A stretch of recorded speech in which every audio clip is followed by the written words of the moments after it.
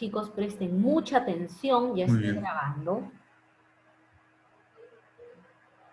gracias. No pude escuchar lo que se dijo al comienzo, pero esta clase es más sobre entender el proceso de diseño, ya que hemos visto que hay algunas limitaciones, pero es parte del aprendizaje, ¿no? Eso quiere decir que ahora en el segundo ejercicio que vamos a hacer, hay que suplir algunas deficiencias que hemos tenido en este primer trabajo. A ver, voy a compartir mi pantalla.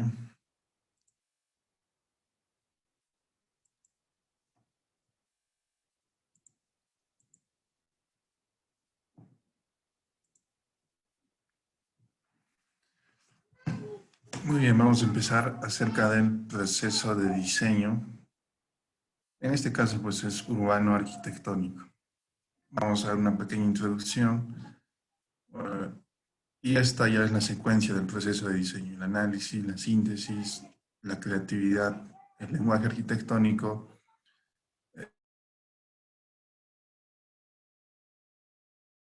algunas estrategias pues, y como información extra, hoy en día pues sabemos que lo digital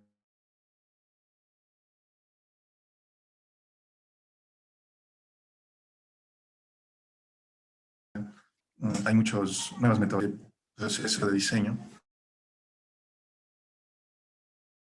Arquitecto Marcos, ¿me escucha? Disculpe que lo moleste, lo interrumpa. Arquitecto Uh, Marco, ¿me escucha? Disculpe que le interrumpa. sí, Se está escuchando entrecortado. ¿Podría apagar su cámara para que el internet no nos falle? Gracias. Ahora sí, ya no.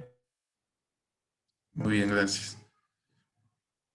Algo muy importante es reconocer los ámbitos de la arquitectura, ¿no? En este esquema podemos ver lo cultural, lo ambiental, lo social, lo económico, lo estético, e incluso lo político y lo tecnológico.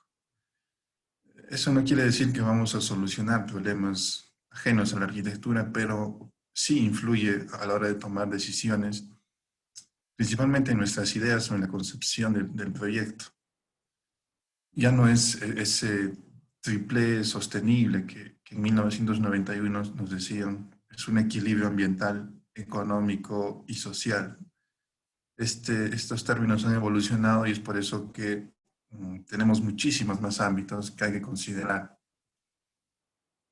Aquí tenemos una pequeña matriz, un esquema que podría parecernos muy metódico, ya que hablamos de parámetros y, y tomaríamos a la arquitectura como si fuese pues algo técnico, ¿no? Y no es así.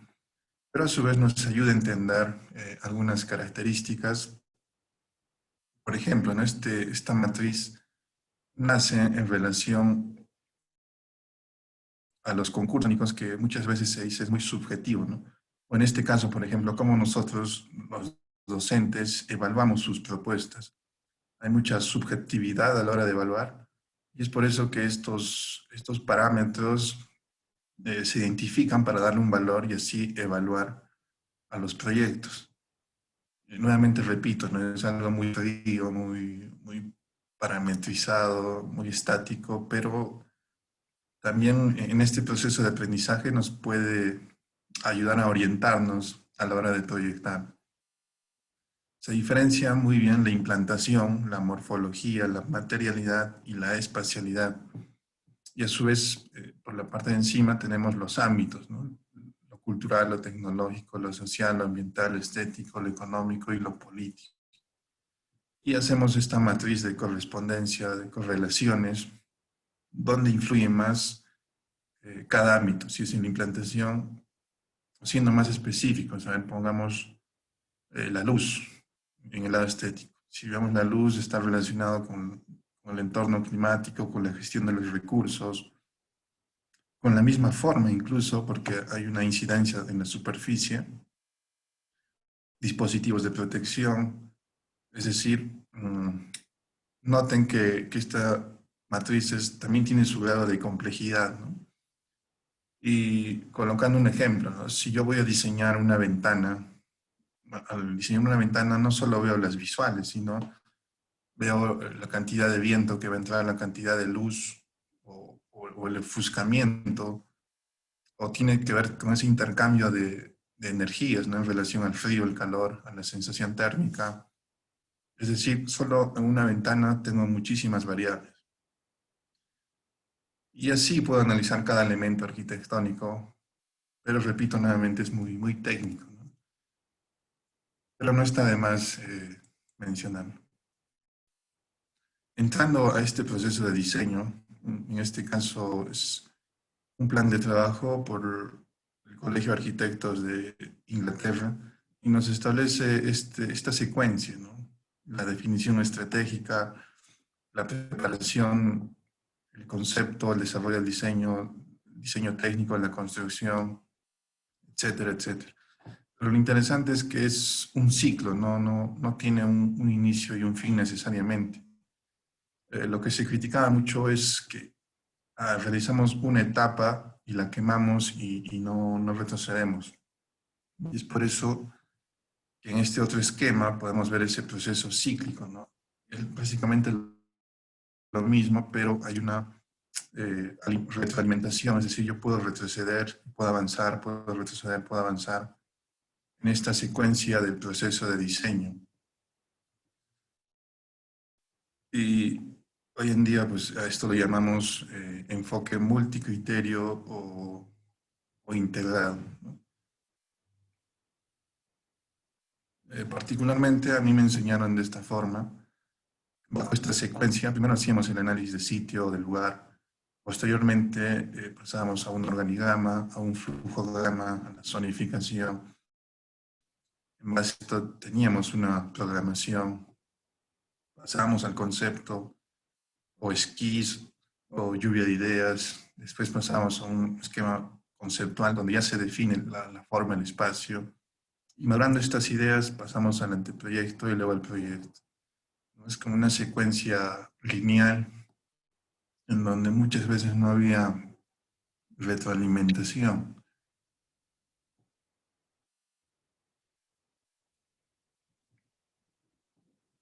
Después de esta pequeña introducción en donde podemos reflexionar, ¿no? Esta retroalimentación y este esquema lineal, habría que preguntarnos cuál es o cuál deberíamos seguir, ¿no? Si hacemos una secuencia lineal o hacemos un proceso más cíclico. Pero eso tiene que ver mucho con la creatividad, o incluso nosotros mismos, ¿no? Nosotros mismos podemos crear nuestro propio proceso de diseño, pero de manera general es lo que se nos ha enseñado, ¿no? Particularmente pienso que esta primera etapa de análisis es muy importante y es la que hemos hecho en este primer ejercicio, ¿no? Hemos identificado estos patrones de uso, patrones de movimiento y forma urbana. Creo que lo han hecho muy bien. A ver, les voy a mostrar un ejemplo.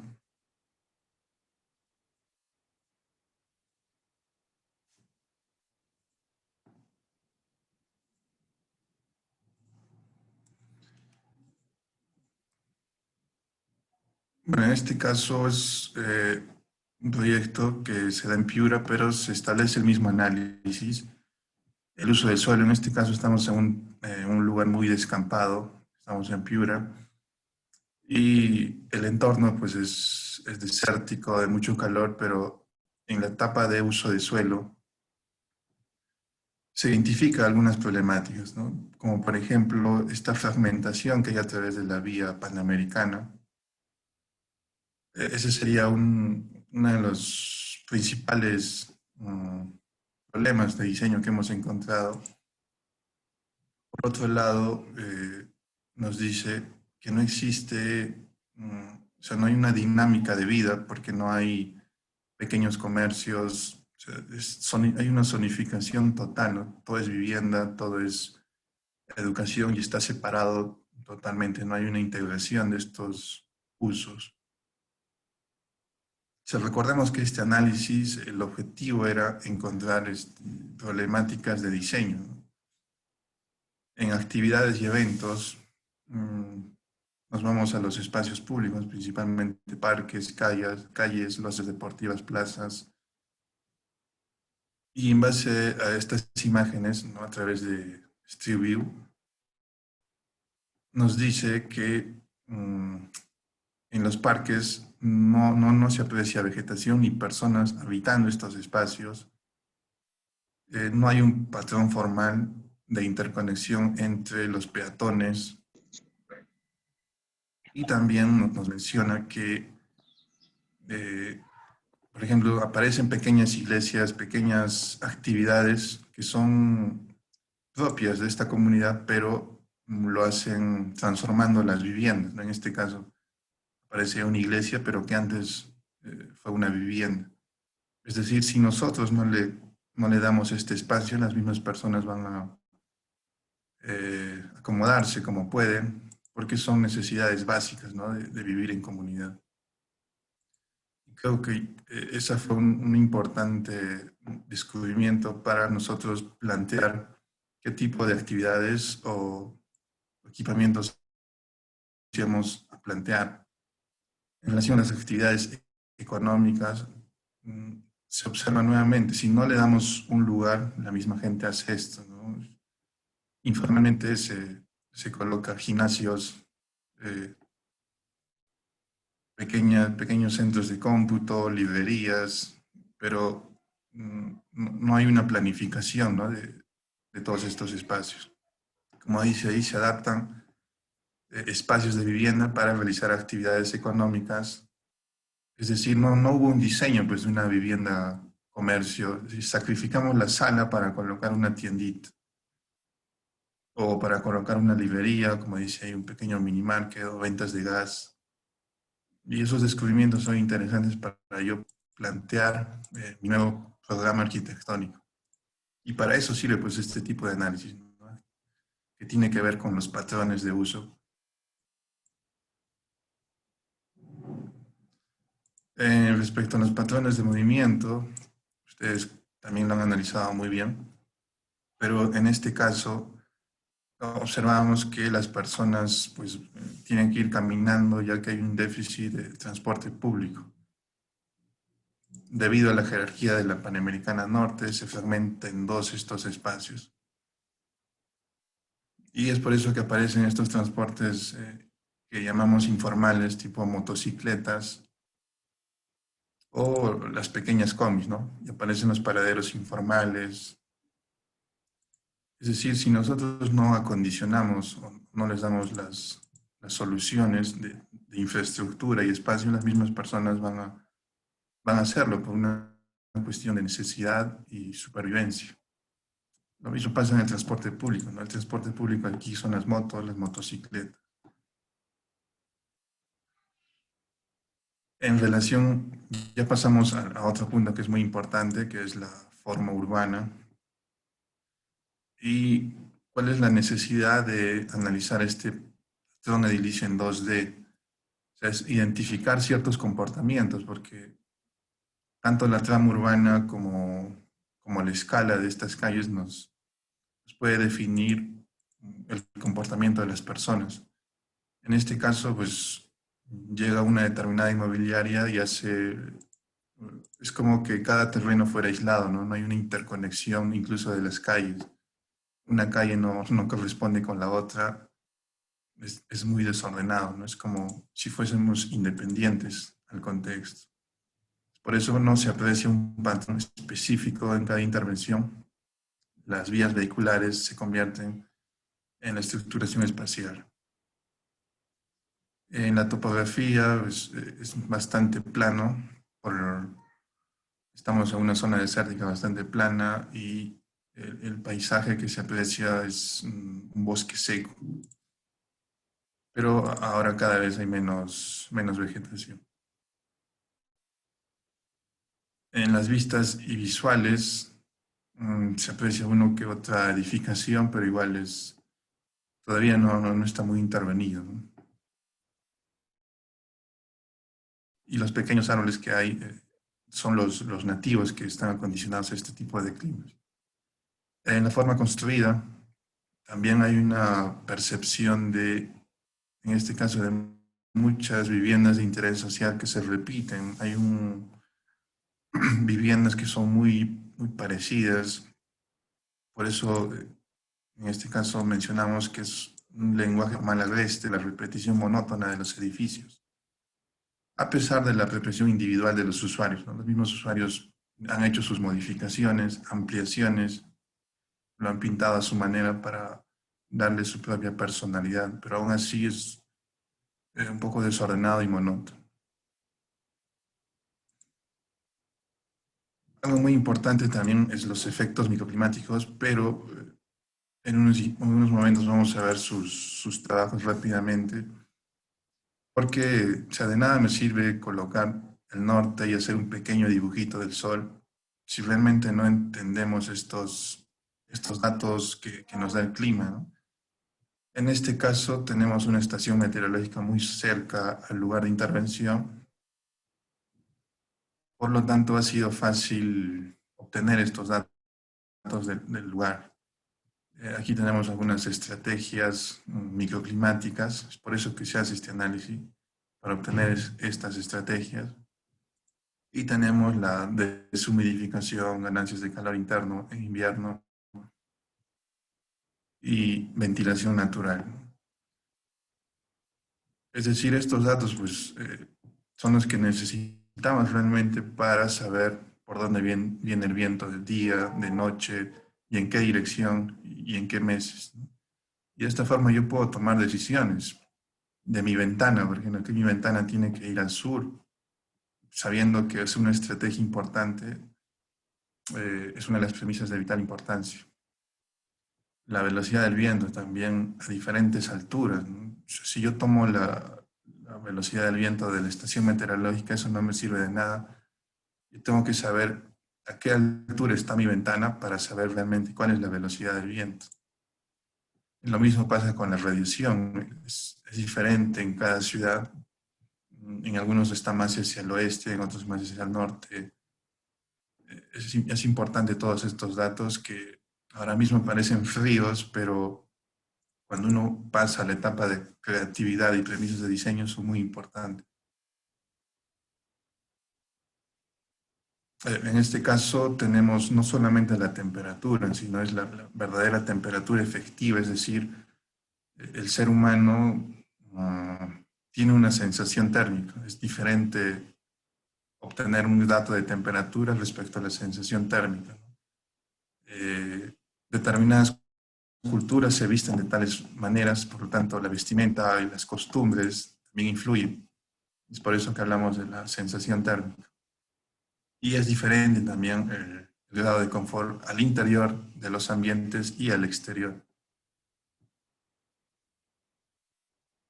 Efectos de asolamiento y sombra, en este caso es más fácil comprender a través de una carta solar. En esta carta solar podemos ver, claro, a qué hora sale el sol, pero a partir de qué hora realmente empieza a calentarse. Y a su vez lo mezclamos con el viento, lo mezclamos con la humedad o lo mezclamos con la radiación. Si mezclamos todos esos datos, podemos tomar decisiones importantes. Por ejemplo, acá dice que la radiación al mediodía es muy alta, ¿no? Extremadamente alta. Y a su vez la ventilación más fuerte es también al mediodía. Pero también nos dice que hay una gran humedad cuando es de mañana y cuando es de noche, ¿no? Y a partir de estos datos yo puedo definir dónde va a estar mi dormitorio, dónde va a estar mi sala, dónde va a estar mi cocina, ¿no? Y son datos pues muy importantes. Bajo climas, en este caso, bastante extremos, ¿no? De mucho calor y de mucha humedad.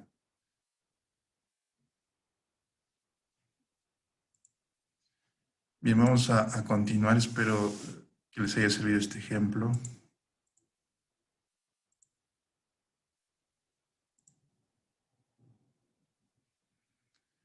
Es decir, hemos analizado los patrones de uso, movimiento y la misma forma urbana.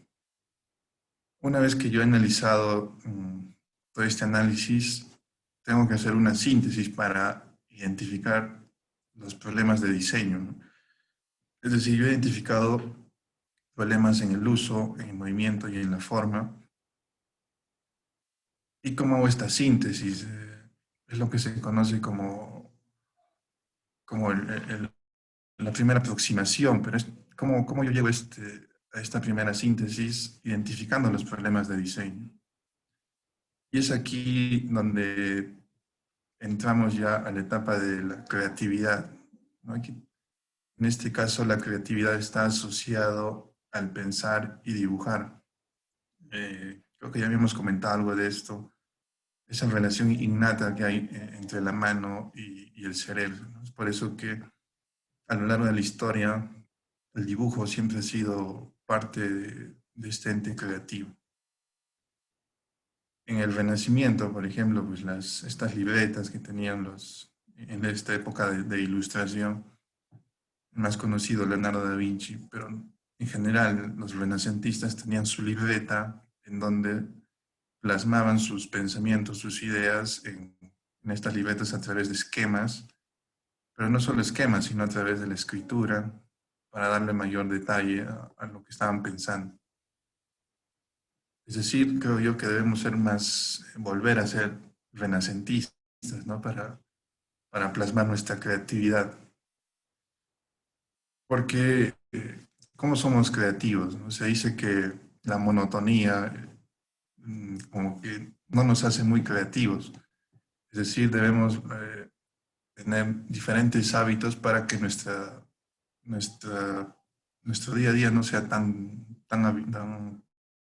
cotidiano, y de esta forma podíamos ser más creativos, ¿no? Incluso el hecho de caminar o hacer ejercicio, se dice que los renacentistas o en general los filósofos tenían las mejores ideas cuando estaban caminando por las montañas o, por ejemplo, no sé si han escuchado a Steve Jobs, que tenía sus mejores ideas cuando estaba limpiando la mesa o haciendo quehaceres de la casa. Es decir, hay una asociación muy directa al movimiento del cuerpo y a la creación de ideas.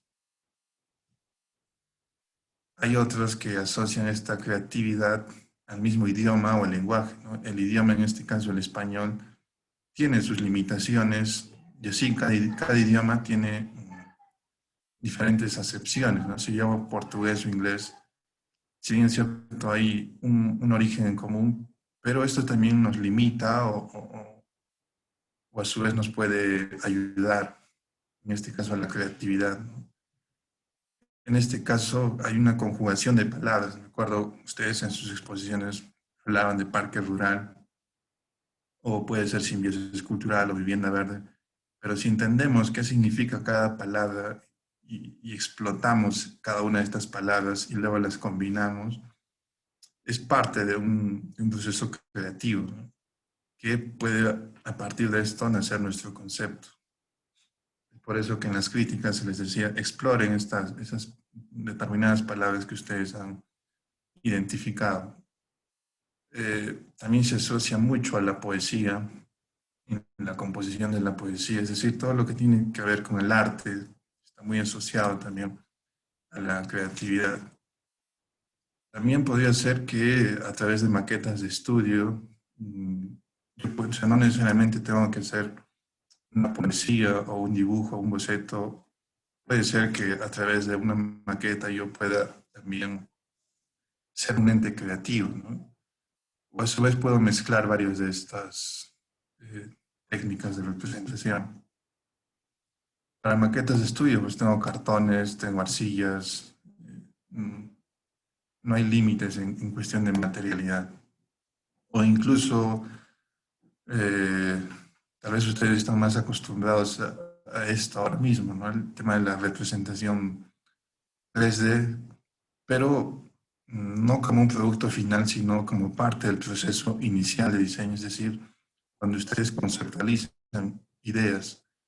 Es muy interesante este tema de la maqueta digital o representación 3D, que yo puedo vivir el espacio, puedo ver la escala, es decir, asocio también el tiempo a estas perspectivas. Pero hay que tener cuidado porque, o sea, a lo que dijimos al inicio, esa cualidad innata que tenemos de usar nuestra mano y el cerebro es difícil de reemplazar, pero sí que nos ayuda, nos lleva a otro nivel de entender este tema de las maquetas digitales. Y bueno, esta imagen ya es como que una superposición de todas las demás técnicas de representación que hemos visto, ¿no? Usar maquetas, usar lo digital, e incluso hay un libro ahí, ¿no? Algo muy importante también es el arte.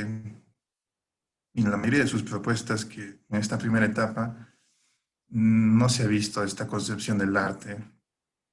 Y no olvidemos pues que arquitectura está entre arte y ciencia. ¿Y qué es el arte?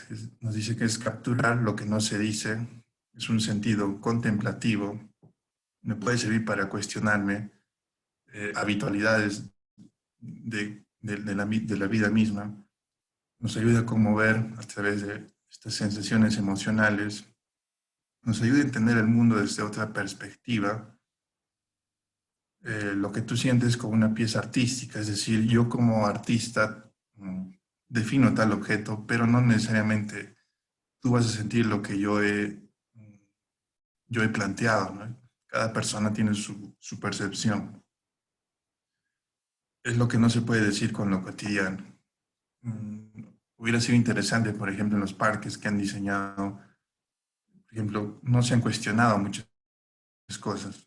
Han encontrado problemáticas de basura, de contaminación, de informalidad, y a través del arte no se han cuestionado, ¿no?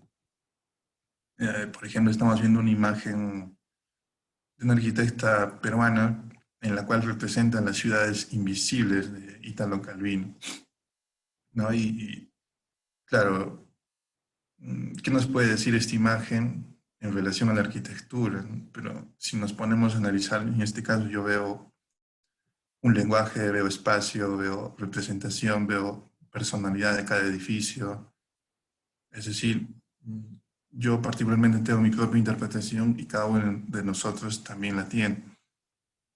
Más allá del sentido contemplativo, me ayuda a cuestionar cosas y eso es el arte, pues, ¿no? Que no debemos olvidarnos nunca.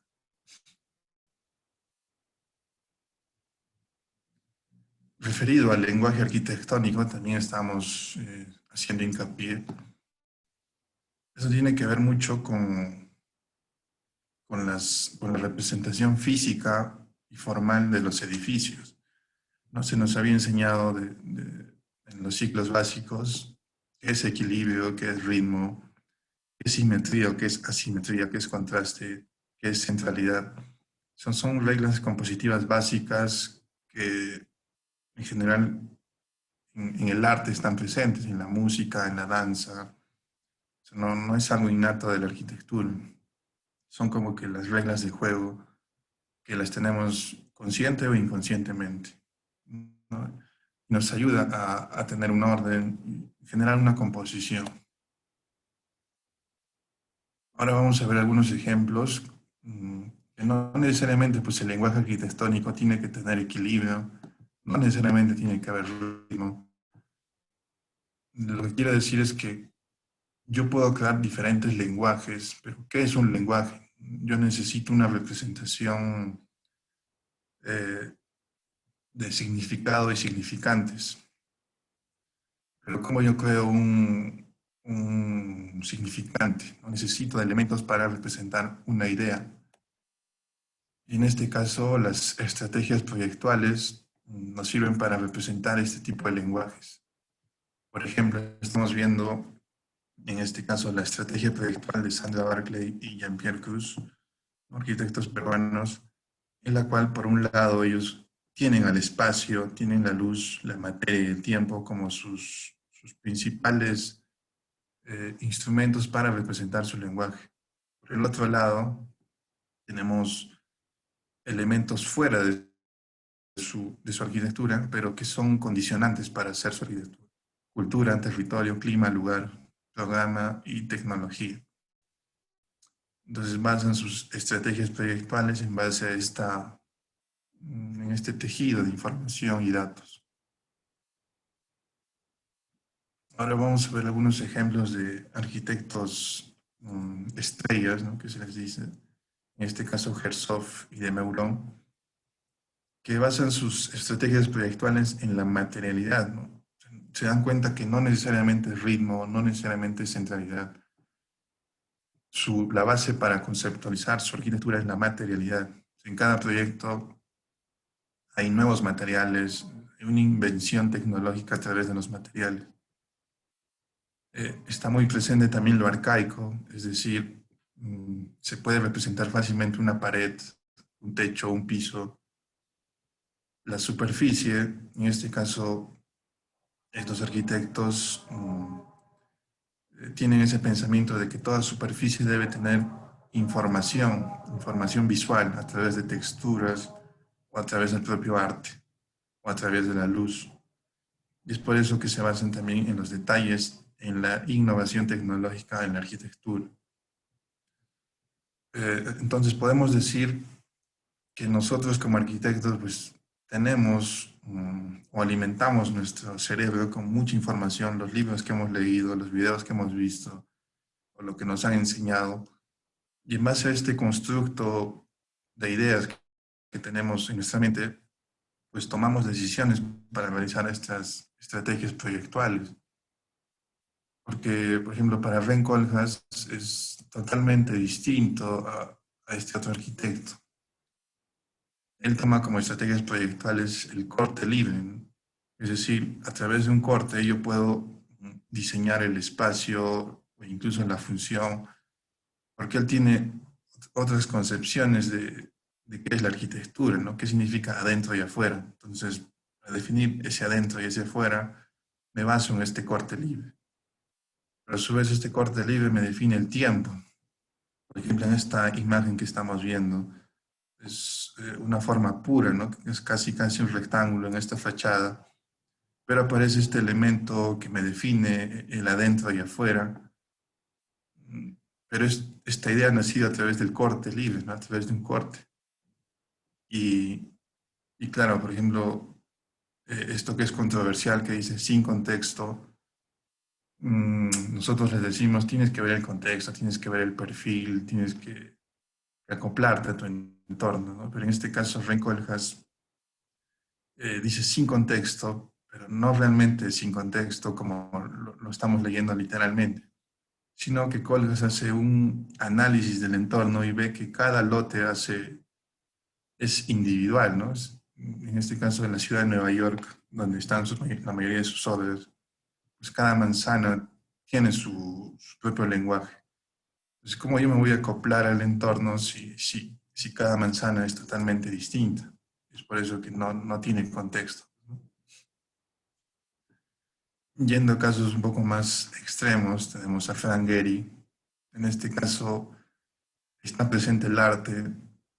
Es un artista, Frank Gehry, y es por eso que utiliza la escultura para realizar su estrategia proyectual, ¿no? Es un artista escultor en la cual después se le añade el programa, después se le añade la función, pero para realizar estas ideas, noten que también hay un lenguaje, ¿no? Hay un ritmo, hay una centralidad, hay una composición como tal, que la mayoría de los artistas tienen ese talento, ¿no? Nadie puede discutir el gran artista que es Frank Gehry. Y a su vez, claro que esta imagen nos conmueve y nos hace repensar cosas, ¿no? Es lo que hablamos al inicio acerca del arte.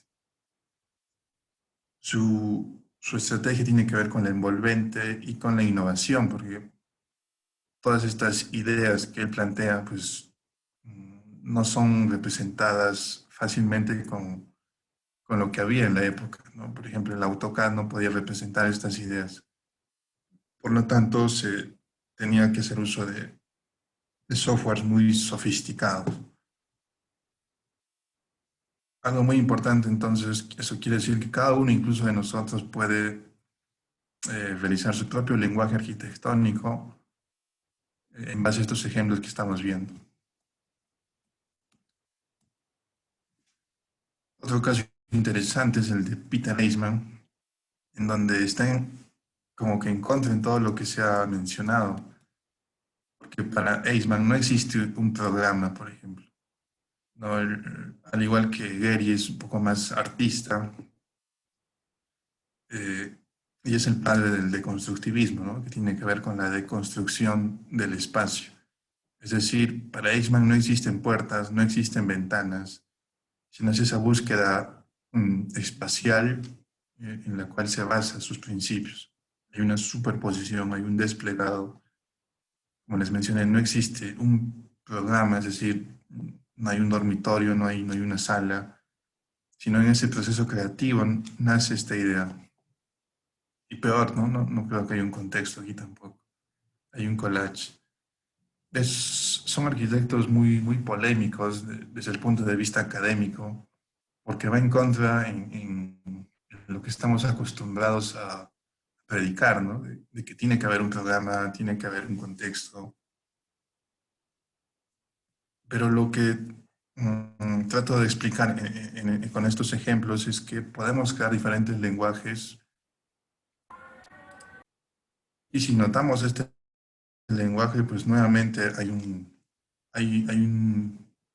se nota que está bien ordenado, porque no hay una diagonal, hay un orden compositivo. Si yo utilizo el desplegado, pues el desplegado se ve a diferentes escalas. Si utilizo la superposición, se ve a diferentes escalas. Igual aquí, ¿no? En Gary, si utilizo curvas, si utilizo materiales, se nota ese lenguaje. En todos estos ejemplos hay un lenguaje. Y es lo que hacíamos en las clases críticas, sus proyectos, porque no había un lenguaje.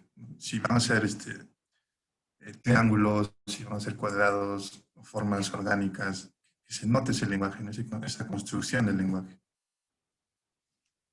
Entonces, ¿qué tiene que ver la creatividad con este lenguaje? Tiene mucho que ver, ¿no?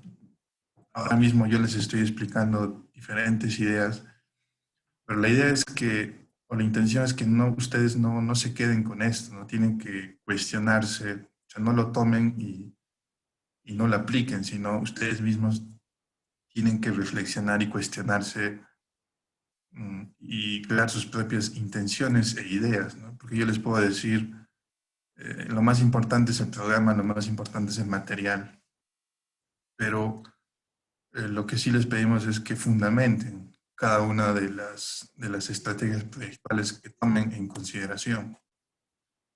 Por ejemplo, yo personalmente me gusta el tema de la materialidad, de la luz, y tengo una acepción muy consciente del medio ambiente. Entonces, eh, bueno, yo ahora mismo trabajo con esta innovación de ladrillos tipo LED para evitar el uso del cemento, pero en esa expresión, en esa composición, pues inconscientemente trabajo mucho la materialidad, trabajo la luz y una expresión a través del material, ¿no? Lo que se conoce como tectónica. Y así cada uno de nosotros tiene que identificar, ¿no? Esto es un constructo de a lo largo de nuestra vida. O sea, nosotros tenemos diferentes pensamientos, diferentes creencias, no solamente arquitectónicas, sino con el mismo mundo, con la sociedad, con la tecnología, con información cultural, social. Es decir, cada uno de nosotros como individuo pues toma sus decisiones de qué es lo que quiere ser, ¿no? Y esto, como han podido ver, son claros ejemplos en relación a la arquitectura, el crear nuestro propio lenguaje. Pero se imaginan que cada uno de nosotros cree su propio lenguaje. O sea, si tenemos 10 lotes en una cuadra, cada uno tiene su propio lenguaje. Es lo que pasa en Nueva York, ¿no? No había un contexto. Y eso es bueno, eso es malo, eso está bien, está mal. Ahí nace otra pregunta. Y hoy en día, pues, con la evolución del proceso digital, con los recursos cuánticos, o lo que se conoce como machine learning o inteligencia artificial, ha venido para ayudarnos. No estamos diciendo que ha venido a eliminar todo este proceso creativo del dibujo, de la escultura, sino que estos recursos digitales o tecnológicos y digitales nos ayudan desde la etapa de análisis hasta la concepción, hasta la creatividad, pero en este caso nos asociamos a una máquina para tener más eficiencia y tener mm, diferentes resultados, ¿no? Por ejemplo, nuestro celular ahora mismo se ha convertido en parte de nosotros, ¿no? Si se pierde nuestro celular, como que sentimos que nos falta algo, por todas las ventajas que nos ha dado el celular. En este caso tenemos el ejemplo de Grasshopper, que tiene que ver con el diseño paramétrico. Es decir, en el análisis, recordemos que yo he tenido análisis de movimiento, efectos microclimáticos o del uso del suelo. Puedo colocar aquí mi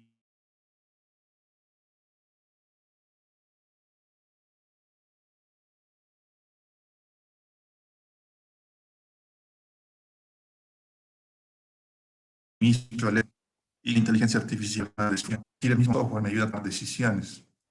Pero algo que jamás va a hacer pues, la inteligencia artificial es el arte, ¿no? El arte es innato del ser humano.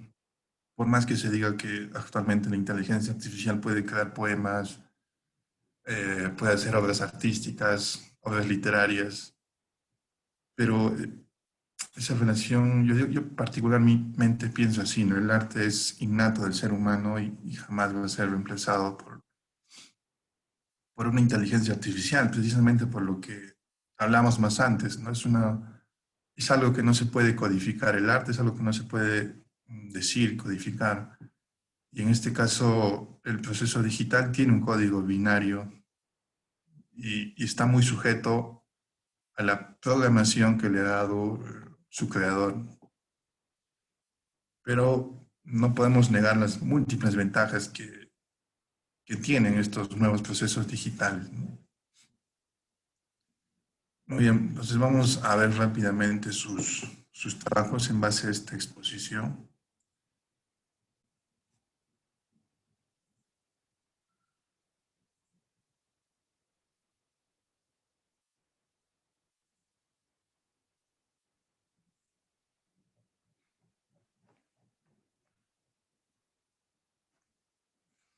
A ver, vamos a empezar con este trabajo.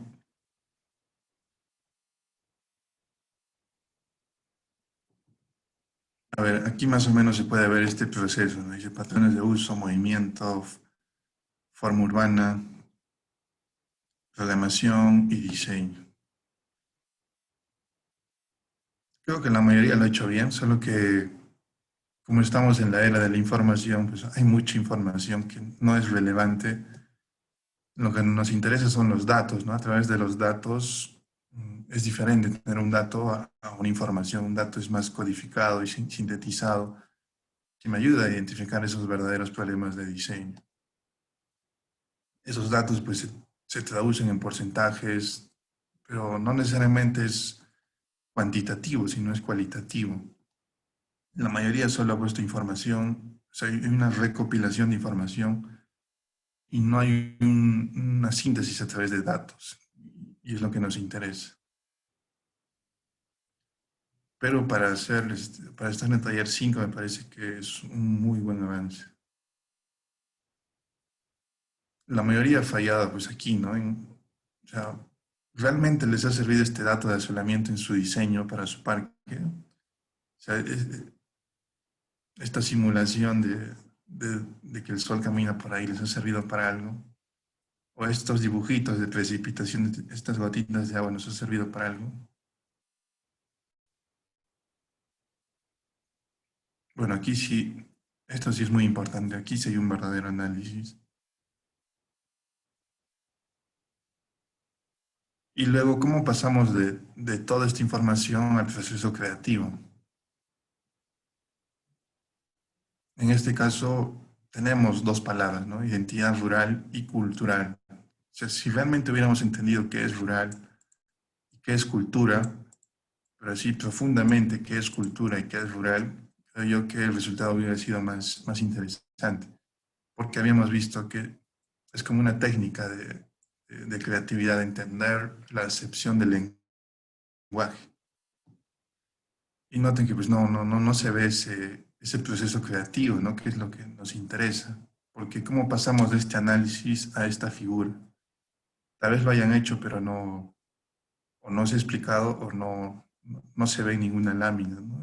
Entonces, ¿cómo vamos a evaluar si no hemos visto ese proceso creativo?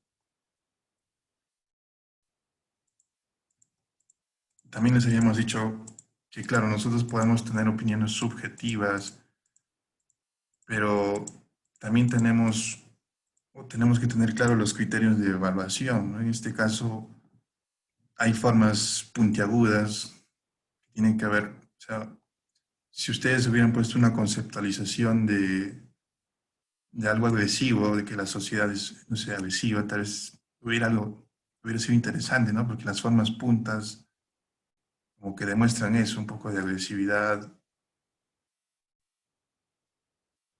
Y o sea, ¿cómo calificamos si no sabemos esas intenciones de diseño, ¿no? O sea, este cuadro no nos ayuda mucho. Hay una programación, hay una pequeña descripción. A ver, el 2 dice anfiteatro, plaza de esparcimiento, áreas de estar, galerías, interacción con el agua, área verde, área de contemplación. Y ponen algunas imágenes de referencia. Ha mejorado bastante porque, si se dan cuenta, hay un propio lenguaje, ¿no? En este caso de las formas puntiagudas, y se ve más ordenado, ¿no? Pero no hay como que un fundamento claro.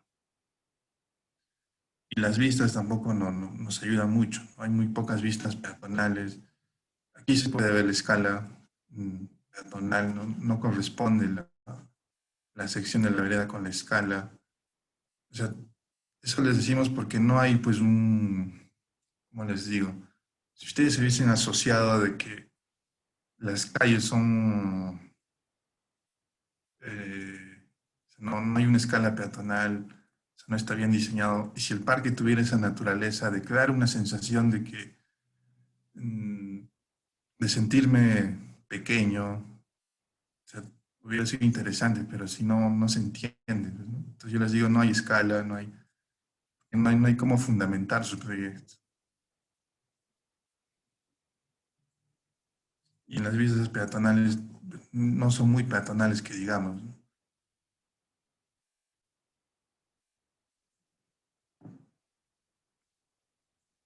A ver, este otro trabajo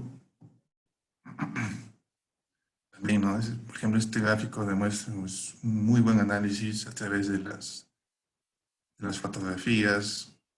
En general, la mayoría sí lo ha planteado muy bien. En este caso, el concepto viene a ser la expresión cultural del sector. Y aquí están pues las premisas y la justificación, ¿no? Aquí claramente también se ve un lenguaje muy claro a través de curvas, ¿no? Las curvas de la topografía, que no eran así, pero lo han estilizado. Y luego el mismo circuito también son curvas, es decir, a través del círculo, elipses, se ha creado su propio lenguaje. Y esto alimenta más con la representación de los árboles, ¿no? Que también son, eh, la representación es circular. O sea, hay un claro lenguaje. Incluso de los accesos, ¿no? Que son un cuarto de círculos. A eso me refería con identificar un lenguaje, ¿no? O el fondo y la figura.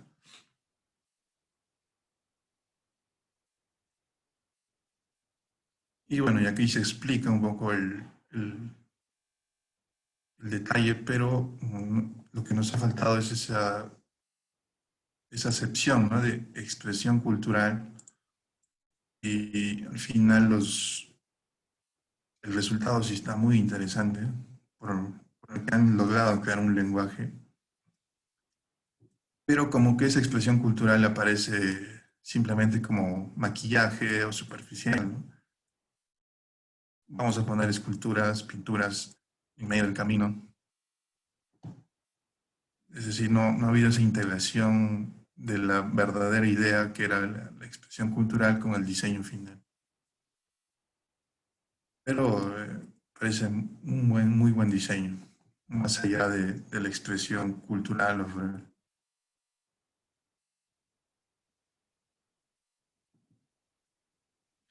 En este caso había que tener cuidado, ¿no? Con la representación 3D que muchas veces pues engañamos o sea, no lo hacemos con intención.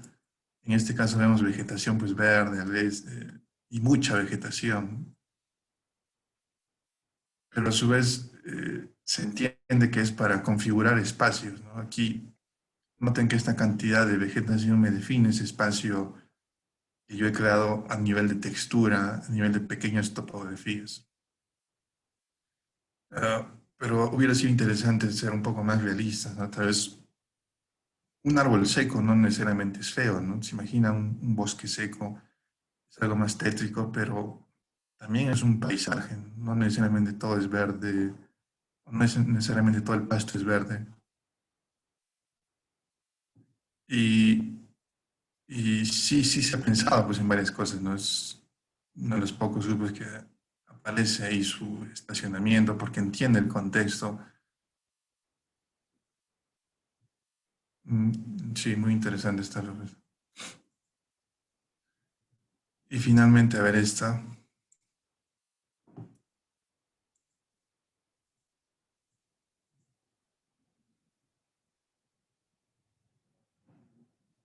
A ver, nos vamos, por ejemplo, aquí, ¿no? Este sol, no sé si, ¿cómo se ha traducido? ¿Les ha ayudado este gráfico del sol?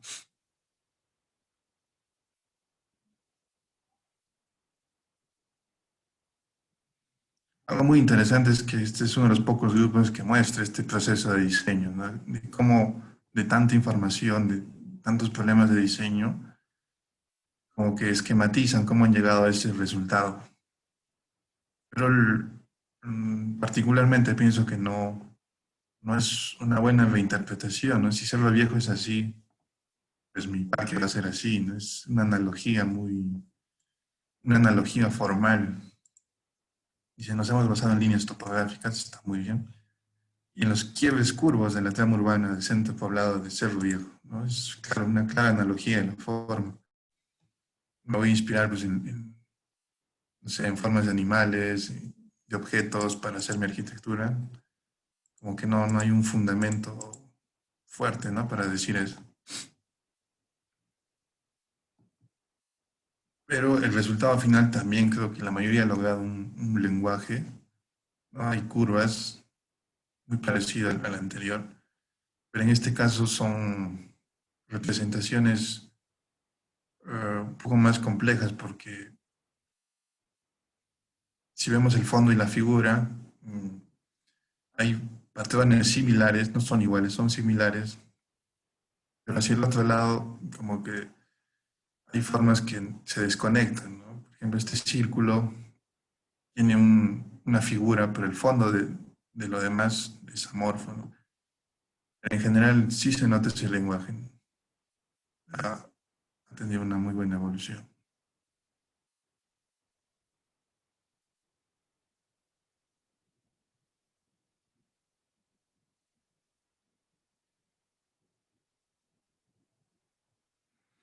Muy bien, jóvenes, no sé si tienen preguntas o comentarios hasta aquí.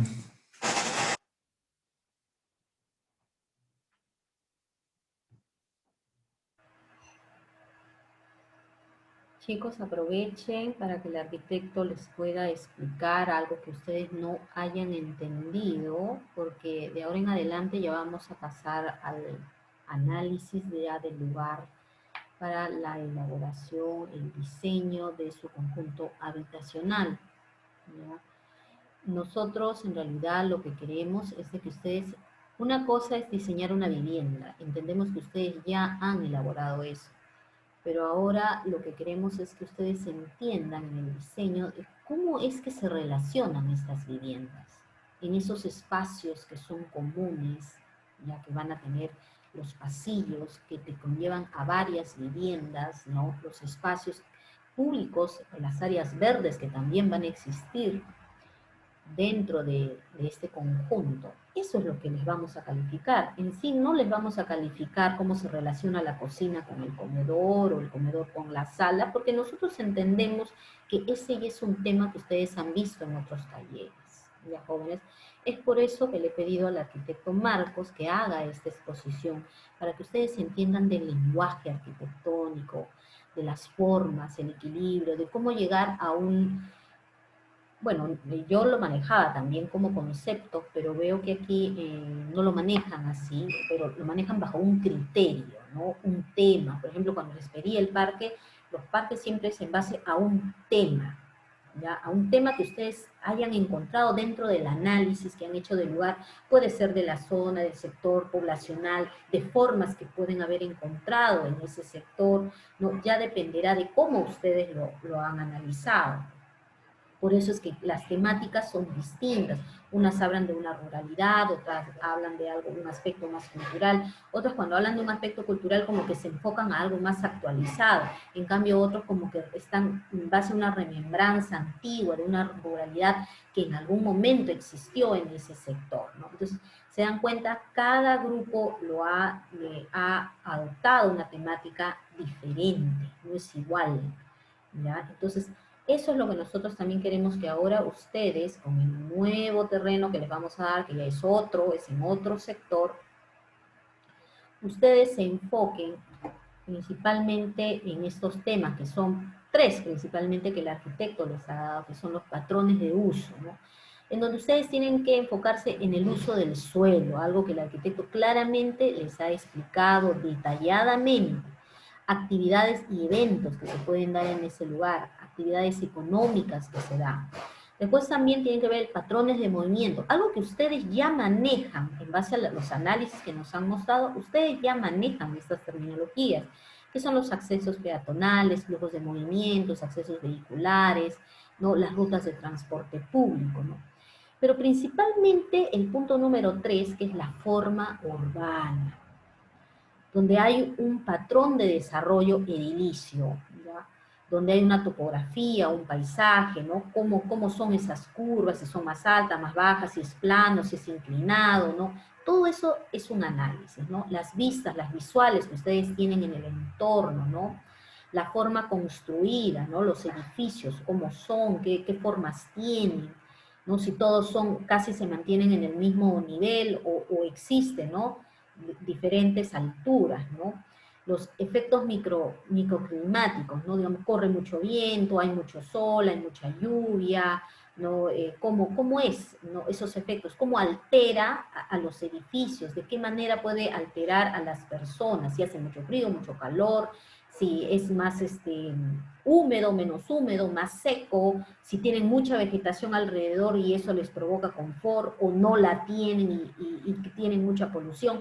Eso es algo que ustedes nos van a decir en base a un análisis.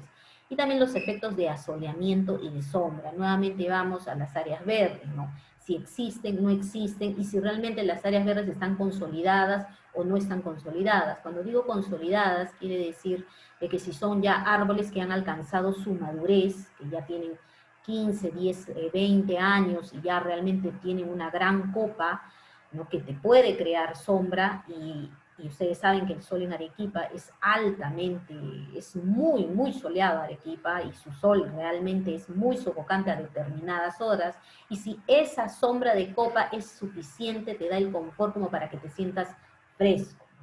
Esos son los análisis que ustedes tienen que hacer del lugar, ya jóvenes. El práctico lo voy a subir el día de hoy, no se preocupen. Tienen varios días para desarrollar porque nos vamos a ver el próximo miércoles, el día viernes. Recuerden que es Viernes Santo, no va a haber clases. Así que en base a la presentación que ustedes han tenido, nos demuestran que ya tienen un criterio de análisis. Todavía están algo flojos en algunos detalles, que eso poco a poco forma parte de su aprendizaje, lo van a ir aprendiendo en el proceso. Ya jóvenes, así que hagan todas las consultas ahora, no les vamos a pedir que lo desarrollen todo de una vez, todo lo que puedan avanzar hasta el día viernes, el próximo miércoles, que es la siguiente clase. Chicos, preguntas, consultas,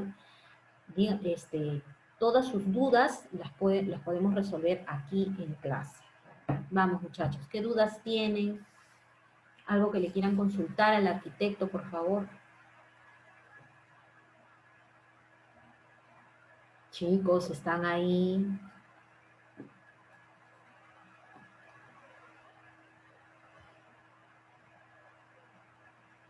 Chicos, no hay dudas, no hay consultas, al menos díganos algo. Si no tienen dudas, digan no, todo está claro. Sí, arquitecta, por mi parte, creo que todo quedó claro ahora con la explicación más a fondo del. A ver, a ver, a ver, a ver. Ya, señor García López Eduardo, ¿todo está claro? ¿Tiene alguna duda su grupo?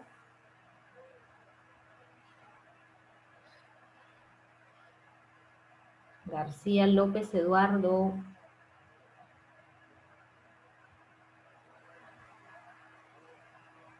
Terci Oblitas, Daniel, ¿estás ahí? Sí, arquitecto, sí. ¿Tienes Sí, algún... bueno, no tengo ninguna duda porque, claro, no, con la explicación me quedó más claro, ¿no?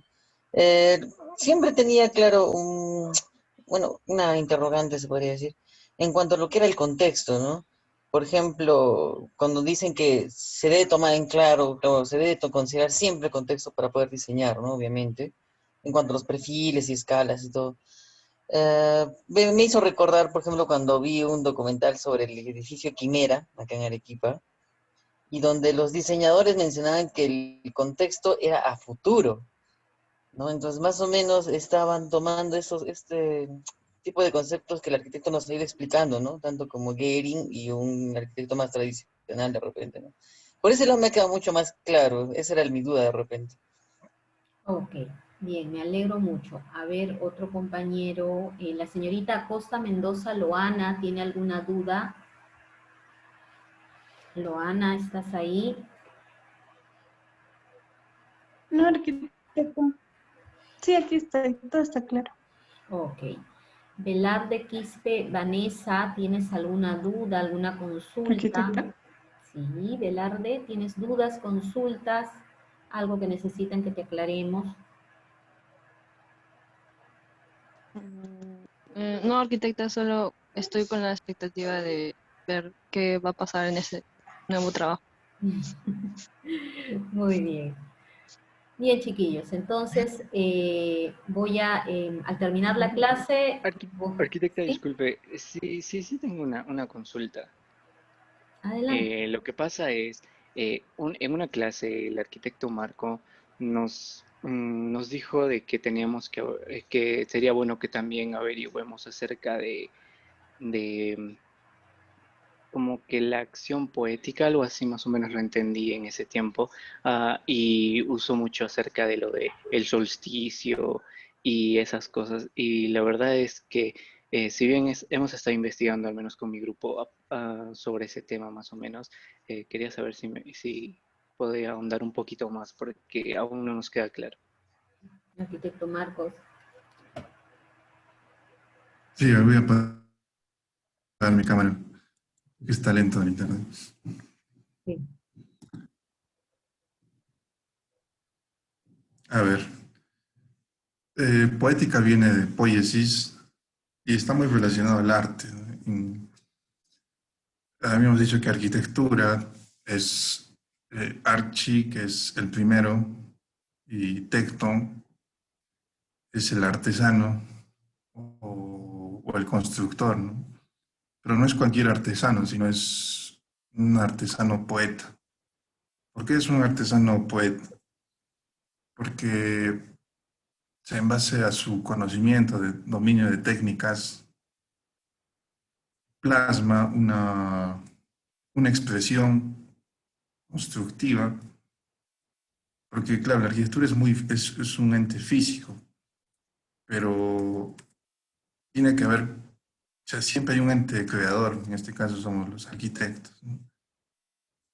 Y es por eso que decimos que arquitectura está entre el arte y la ciencia, ¿no? Porque el mismo ser humano en su en su creatividad, en su creación, tiene esta connotación poética, ¿no? El mismo hecho de habitar, como yo habito, ya es un acto poético.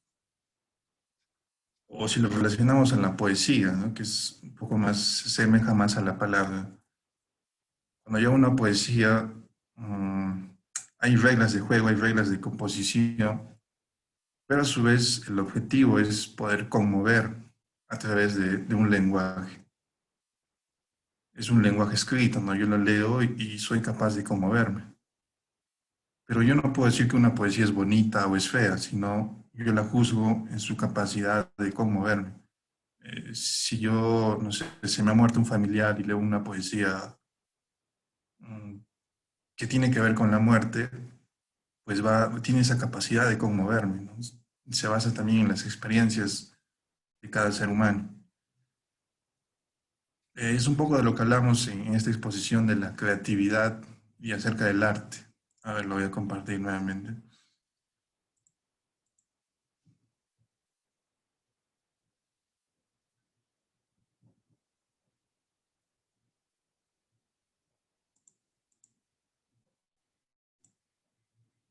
Aquí está. Habíamos dicho que la poesía se basa en ese lenguaje con reglas de juego y nos hace conmover. Y cuando hablamos de poesía, hablamos de arte, pues, ¿no? La poética en la arquitectura tiene que ver con esa etapa creativa, pero yo particularmente, como les mencioné, tengo una acepción de la materialidad. Por ejemplo, en esta imagen que les ponía aquí,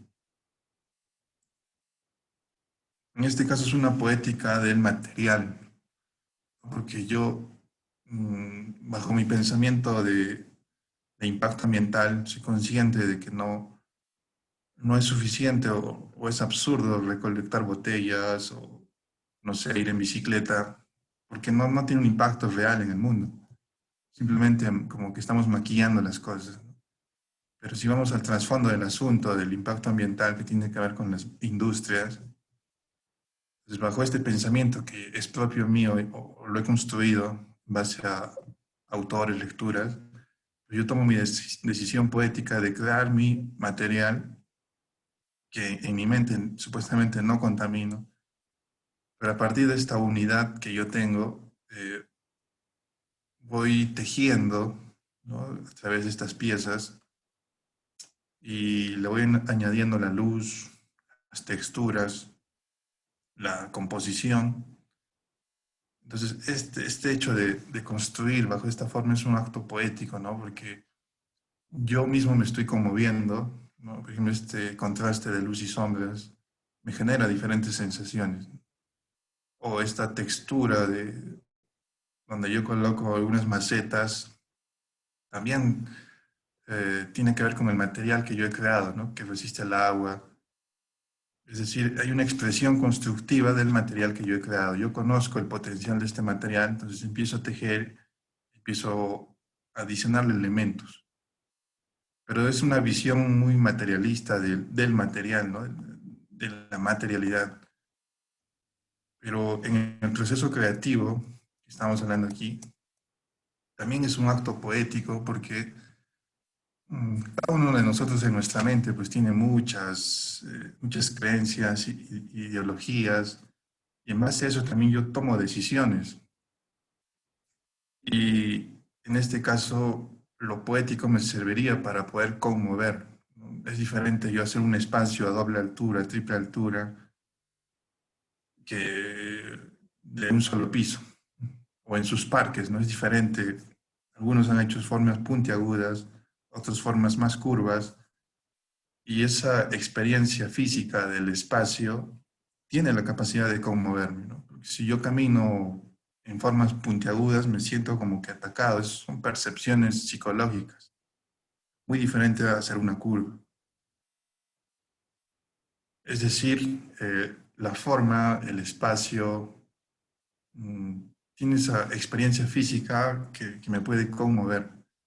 Y no solo es la forma, sino son todos nuestros sentidos, ¿no? A través de los colores, el olfato, el hecho de caminar. Nos olvidamos que el tiempo es innato pues, a la arquitectura, ya que es un objeto, cómo yo vivo ese objeto a través de esa experiencia física, luego caminando, observando, sintiendo emociones. Entonces yo puedo utilizar la poética, como dice ahí, para cuestionarme cosas. Si yo sé que, no sé, por eso yo ahí con el pensamiento que ustedes tienen, ¿cómo vas a cuestionarte cosas si no tienes pues una ideología clara de lo que quieres? Y es por eso que hacemos este análisis de, no sé si llamarlo de sitio, pero este análisis de patrones de uso, de movimiento y de la forma urbana, porque en ese análisis yo me cuestiono cosas, ¿no? Esa identificación de problemas de diseño, yo me cuestiono. Está bien que yo coloque las bancas del parque lineales, si mi objetivo es que las personas puedan reunirse y puedan conversar, puedan leer, o sea, la configuración debe ser diferente, ¿no? O sea, ¿será que una banqueta de concreto, cuánto tiempo puede un ser humano estar sentado ahí? ¿Una hora, media hora, 15 minutos? O sea, ¿realmente estoy haciendo el parque para que las personas se queden ahí? Ahí me estoy cuestionando cosas, ¿no? Entonces, a través del diseño y a través específicamente del arte, yo llamo la atención para que las personas, no solamente yo como diseñador, sino para que la sociedad principalmente pueda observar ese arte y se cuestione las cosas. Básicamente es eso, no sé si ha quedado más claro.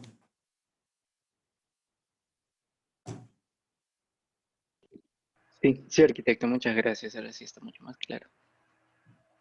Bien, chiquillos, ¿alguien más tiene alguna consulta, alguna duda, algo que deseen que el arquitecto les pueda explicar con mayor amplitud?